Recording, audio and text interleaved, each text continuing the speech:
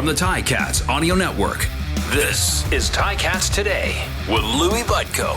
Dane Evans will run to his right, and the heat is on from the Lions. This isn't enough to get to the end zone. It's tipped and intercepted. There were some Tiger Cats right there. Gary Peters ends up with the football. So, dramatic finish again here for the Tiger Cats, but they can't get it done. They can't get the comeback in Vancouver. The Lions win 17-12. RJ Broadhead with the call right here, as heard on the Ticats Audio Network. Louie Butko on your Friday, a very rare post-game edition of the show. Not too often we immediately have an episode right after the game, but that's what we're doing here Friday morning. Thanks for checking us out on the Ticats Audio Network. As mentioned, Louie Butko here on Ticats Today. And, yeah, let me know how you're feeling, because I took to Twitter last night, 1 a.m., 1:30 a.m., whatever time that game ended last night, and it was a punch in the gut. And I don't know why this one seemed to hurt more than the other 4 losses this season, but it did. And maybe you don't feel the same way. Maybe you're kind of rolling your eyes at that, and, Lou, a loss is a loss, whatever. But this one, I don't know, it just because it felt like they didn't do anything wrong, right? The offense was clicking. Dane was efficient. The defense was solid. Special teams, yes, Seth Small missed a point, or missed a field goal late in the first half. Mike Domagala, again, another solid performance, handling the punting duties with John Ryan on the injured list. Ciante Evans going down late doesn't help.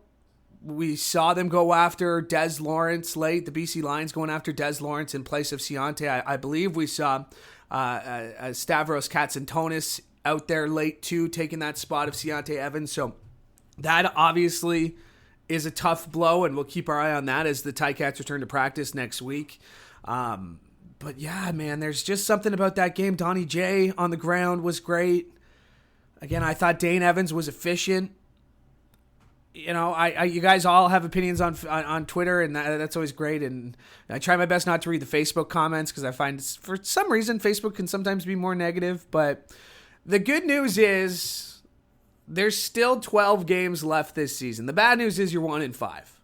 But we've heard Coach say this before. I know it's a trope of RJ as well, that break the season up into thirds. 1-5 obviously sucks. That's not great. But now you look at what you got ahead of you. You have 6 straight games against divisional opponents where you play the Alouettes, the Argonauts twice, the Alouettes, and then the Argonauts twice. Like, that's their schedule the next month and a half, right? And there's Labor Day in there. There's home games in there. That's a winnable stretch of games. And I would make the case that the past 4 games have been a winnable stretch of games for the Ticats too. But the next 6 against divisional opponents are going to be huge. There's 2 against the Argos. I put it out there on Twitter. They're only 1 game back at first place. Everybody thinking the Argos are going to win on Sunday now, with all of Saskatchewan's team. 13, I think at last count, 13 Saskatchewan Roughriders on the COVID list, or dealing with COVID, or tested positive for COVID. 5 staff members as well. But I mean, I'm not here to discount the Riders just yet. It's in Saskatchewan. The Argos haven't necessarily proven they're a great football team, and I say that knowing the Ticats haven't proven that they're a great football team yet this season. But again, there's lots of time to figure it out. These next 6 games are going to be crucial. There's a chance you can go 4-2. There's a chance you can go 5-1. Hell, there's a chance you can go 6-0. Right? And then we're talking post-Labor Day. Talking about a team at 500, above 500, nearing 500. And it's the CFL, baby. That's the great thing about this league, is you can finish second. Ticats finished second in the division last year. I'll remind you how that ended at the Grey Cup. Not with the Grey Cup, but still. I'd love to host an East final. Love to host an East semifinal, but you just got to get in. You just got to get into the playoffs, and we've seen that time and time again. It's a long season. I know you're frustrated. I think there's a certain level of frustration that comes with a 1-5 football team. The players are just as upset as you are. They might not be on Twitter calling for anyone to be fired like some of you are, which is, again, that's your prerogative. But these players take it seriously. They don't like losing. They're not going out there collecting a game check and moving on. I say that as somebody who sees them and talks to them almost every day. Like, they don't like losing. And sometimes they might not say it or show it or showcase the same level of frustration of emotions that sometimes fans that you rightfully are allowed to showcase. But these guys don't like losing, and they will figure it out. I believe so. And again, these next 6 games are going to be huge. You can always hit me up on Twitter at @LouieB_TV to let me know how you feel. You can email us at gameday@ticats.ca. Let us know how you feel about the Ticats. Let us know how you feel about the show, about the Ticats Audio Network. We're here to listen. We're here to make some changes if that's what you are suggesting. I couldn't imagine why you'd want to make any changes to this show. But let us know on Twitter at @LouieB_TV, at Gameday, or gameday@ticats.ca is where you can hit us up. Coming up in just a little bit, we're going to hear from Coach O as he joined Tiger Cats postgame last night. We'll hear from Donnie J as well. And coming up, some sad news coming down last night before the game, as it was announced that Doug Mitchell, a longtime Canada football booster, he's much more than that, but Doug Mitchell passed away this week at the age of 83. And yes, Doug Mitchell, the father of Hamilton Sports Group CEO Scott Mitchell. So our thoughts are going out to Scott and the rest of his family. But we had a chance to catch up with Doug Mitchell, and I'm actually really grateful that it was about a month ago that we had a chance to sit down, go one-on-one with Doug Mitchell. So we'll replay that conversation for you coming up here on the show. Right now, let's run through a bit of the stats. Like I said, I didn't think it was a bad game necessarily from the Ticats by any stretch. No, they didn't get the win, but you look at what Dane Evans did, 26 of 38, basically completing 75% of his passes, 66% of his passes for almost 300 yards, a touchdown, and just the one pick at the end of the game. Don Jackson, they tried to get the run game going, 11 attempts for 36 yards, but Dane Evans had 24 yards. They ended up finishing the game. I haven't seen them run that efficiently in a while, but they ended up finishing the game with 117 yards on the ground, outrunning BC in that category, which is pretty impressive when you consider the season that James Butler's having. And Butler had a great game, though, too. 76 yards on 13 carries.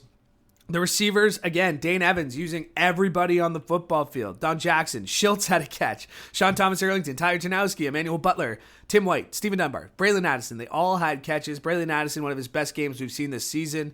9 catches for 83 yards. Stephen Dunbar, 5 catches for 83 yards. Of course, had that touchdown as well. Tunde Adeleke with a big interception.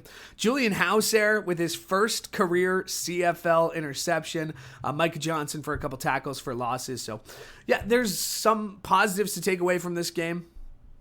And Coach O referenced that on Tiger Cats postgame. Here's what he had to say as he joined RJ, Luke, Andy, and Bubba on Tiger Cats postgame last night. Yep, couldn't be more pleased with the effort. Very frustrated with the execution at times. 12 games left, and we'll regroup, and we'll start our season with the Eastern Conference. But this is a tough one, guys. Well, I'm happy to single out positives from all 3 phases, but just need to know that we're not in this for moral victories, and we're in this thing to win it, and we put ourselves in position to win this football game a few times. When it comes to special teams, I thought we did a real good job of covering. I thought would have liked to have been perfect on field goals, but they've been solid all year, and we lean on them a little bit. So. There's definitely lots of positives to build on. We got to find a way to put it in the W column. Well, I think it's just a combination of a commitment to it, maybe some longer edges schematically and those type of things. There's just type of emphasis that you put on it and things that we wanted to establish to open things up for us. And I thought, there's just a few second and longs we'd like to get off the field defensively, but overall, I know they had the explosion early, but that they're a good running football team also, and they had the one explosion early there. So, there's always lots of positives to draw on. I just, I'm super proud of the effort. They came out fresh, and we're coming on a short week, and we had opportunities to win, dang it, and we just didn't get it done. And that is the head coach and president of football operations, Orlando Steinauer, as he spoke after the game last night. And you can catch the full comments on Tiger Cats post game. Wherever you found this show, it's probably just the last show on your downloads list. So on the Ticats Audio Network, on Spotify, Apple Podcasts, wherever you find us, Buzzsprout, right below this show, I think is the game broadcast, and then below that is Tiger Cats postgame. So check it out. The full comments, Andy, Clint, Bubba O'Neill, RJ, and Luke breaking down last night's game right here on the Ticats Audio Network. They're also joined by Don Jackson. Again, an efficient game for Donnie J. Sure would have liked to have seen him break a few more huge runs, but was efficient, had a couple of catches, was decent on the ground. Here's what he had to say after the game last night. Yeah, I mean, our biggest thing was to make sure we try to control the line of scrimmage. That was one of our game plans when we came out. We had there was times where we were really good at that, and there were times that we weren't. So that's a good football team over there. You got to hand it to them. Completely motivated. That's really what it was for us. We know what situation that we're in, and we just trying to just go out and actually just play some good football. That's all we want to do is go out there and try to play some good, clean football. And we're not executing right now.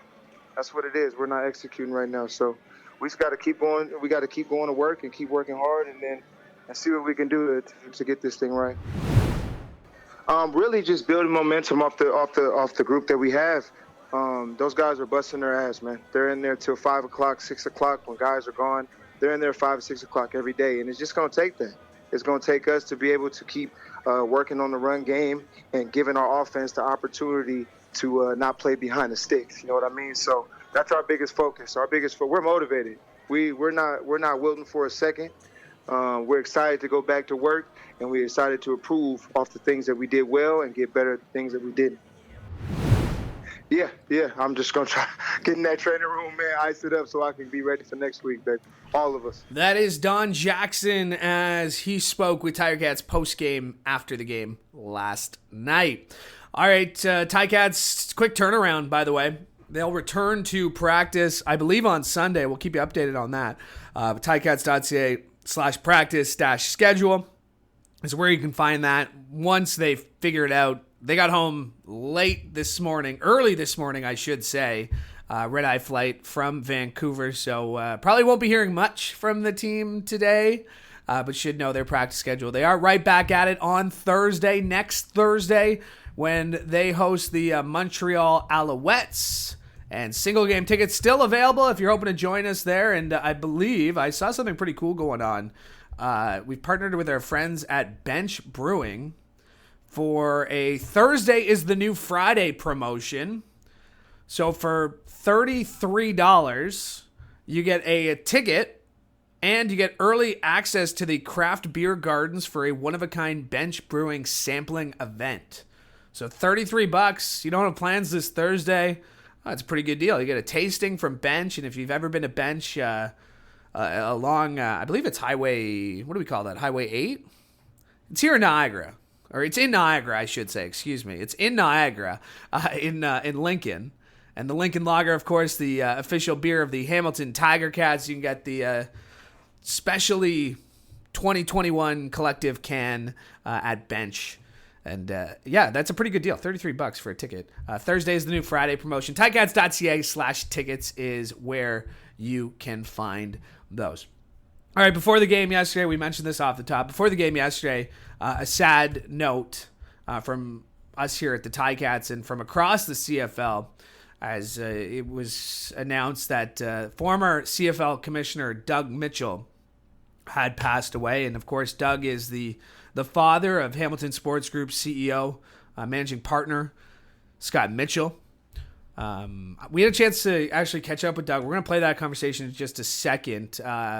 The day he was inducted into the Canadian Football Hall of Fame, which again was just last month.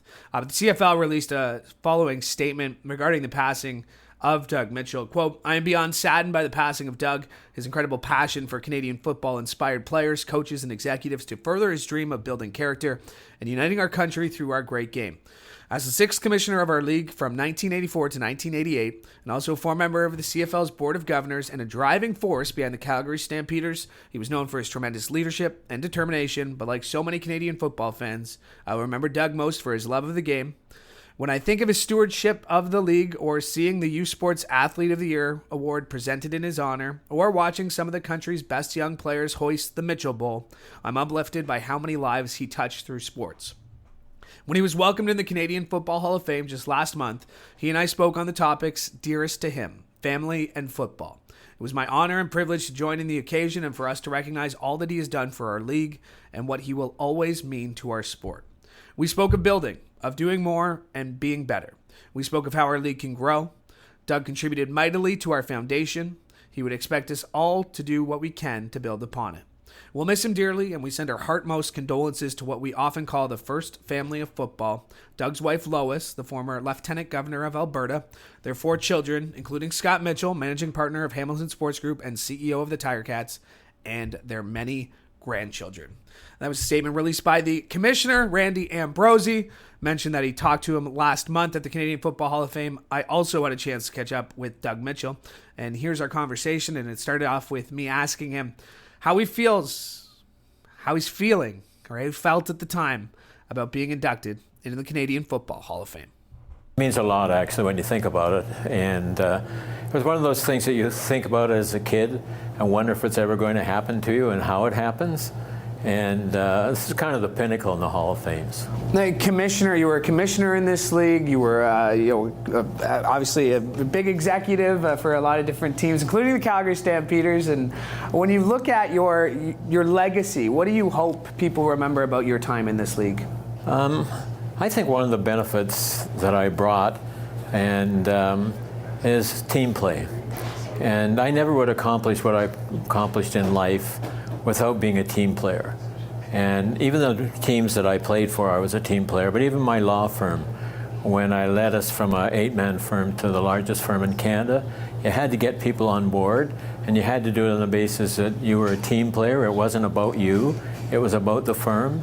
And I think I've always been a team player no matter what I've been involved in.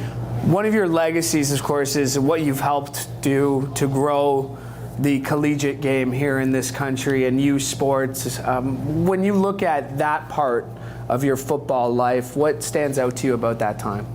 I think getting identity and recognition for university sports is very, very difficult for them. And I look back on my 1 year at the University of British Columbia where I played for Frank Knupp. I don't know if you're too young to remember Frank Knupp, but he made a real impression on my life. He basically had nothing. He rode his bike or walked to campus every day, right? And I would try and find our teammates at dinner time, and I'd always find them at Frank's house. He and his wife would be serving the board table to about 12 or 15 people every night. And he didn't want anything but success. He said to me one day, "Doug, I have 2 jobs. One to win football games and one to create boys into men." And he lived by that. He didn't want anything materially. He just wanted to help people. And he was the consummate giver.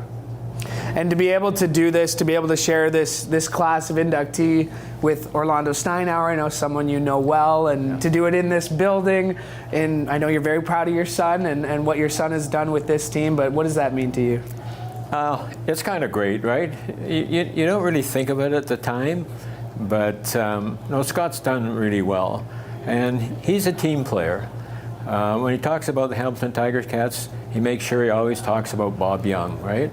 And Bob really is the creator of the team, and they've been a great team together. And Scott has the same traits, I think, ability to give others credit.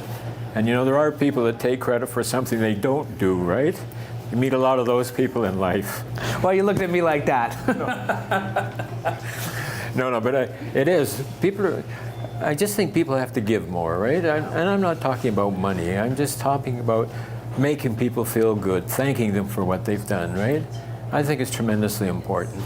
And that is Doug Mitchell, who passed away this week at the age of 83, as we spoke with him last month when he was inducted in the Canadian Football Hall of Fame. And yes, the Ticats lost, but some things are bigger than a football game. And so we'll finish out this show just by sending our thoughts, sending our prayers to Scott Mitchell, his family, and the rest of the Canadian football world family who is mourning the loss of Doug Mitchell. And on that note, that's it for us this week. We're back on Monday. From all of us here at the Ticats Audio Network, I'm Louie Butko, hoping you have a great weekend. Ticats Today can be heard every weekday, and we would like to hear from you. Email us at gameday@ticats.ca. Have a question or an opinion? We want to hear it. That's gameday@ticats.ca. Subscribe to the Ticats Audio Network on Spotify or wherever you get your podcasts.